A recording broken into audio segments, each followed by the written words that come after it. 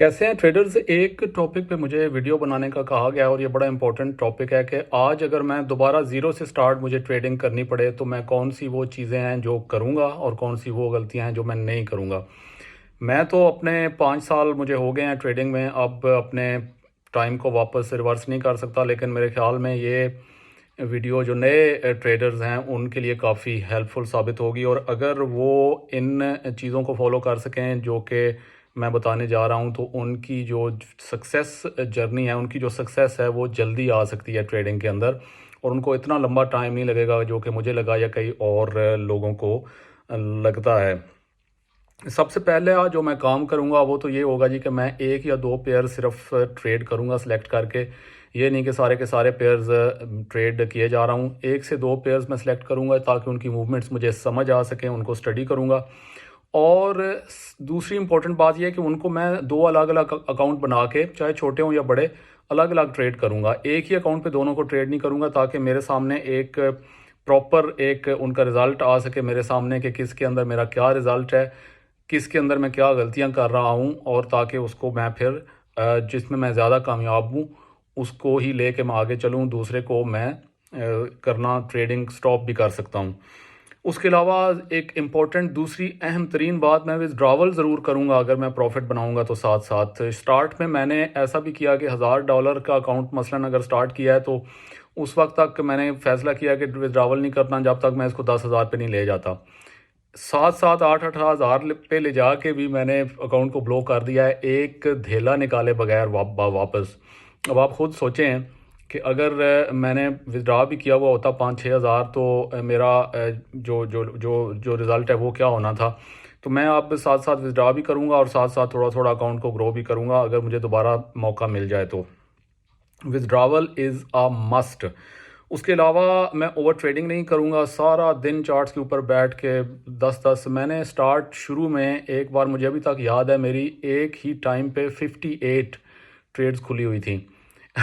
अब आप ये देखें, आप मतलब कि फुल मार्जिन जो है ना वो उसको लगा देना है, ट्रेड्स ओपन किए जा रहे हैं, तो मैं एक या दो ट्रेड्स दिन की करूँगा, वो भी कोई क्लीन ट्रेड्स अगर मिल जाती हैं तो तब। और चाहे वो ट्रेड्स लूज़ हो जाएं और चाहे विन हो जाएं, मैंने दिन में इससे ज़्यादा एक या दो ट्रेड्स से ज़्यादा मैंने ट्रेड्स नहीं करनी। उसके अलावा ओवर रिस्क भी मैंने अकाउंट को पूरा का पूरा फुल मार्जिन नहीं लगा देना ट्रेड्स के अंदर, ओवर रिस्किंग नहीं करनी, थोड़े रिस्क के साथ लेके आगे आहिस्ता आहिस्ता चलना है। रातों रात अमीर बनने का जो स्टार्ट में आप फॉरेक्स ट्रेडिंग जब स्टार्ट करते हैं तो आपको लगता है कि आप रातों रात अमीर बन सकते हैं, मिलियनर बन सकते हैं, वो मैंने माइंड सेट उसके साथ नहीं चलना, बल्कि मैंने आहिस्ता आहिस्ता लेके इसको आगे चलना है।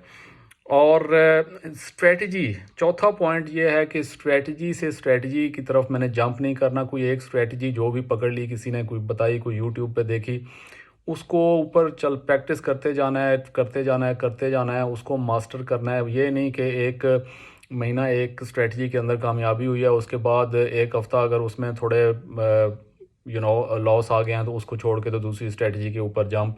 ये तो तरीका इख्तियार करने से आप कभी भी कामयाब हो ही नहीं सकते ट्रेडिंग के अंदर, ये तो मैं आपको लिख के दे सकता हूँ। तो स्ट्रेटजी एक ही रखनी है और उसके ऊपर मास्टर करना है उसके अंदर, चाहे क्योंकि 100% रिजल्ट किसी स्ट्रेटजी में भी नहीं आ सकता, बीच में लूजिंग वीक्स या डेज तो आएंगे ही आएंगे। और अगर आपने स्ट्रेटजी से स्ट्रेटजी की तरफ जंप करते गए तो आप कभी भी किसी एक स्ट्रेटजी को भी मास्टर नहीं कर सकेंगे।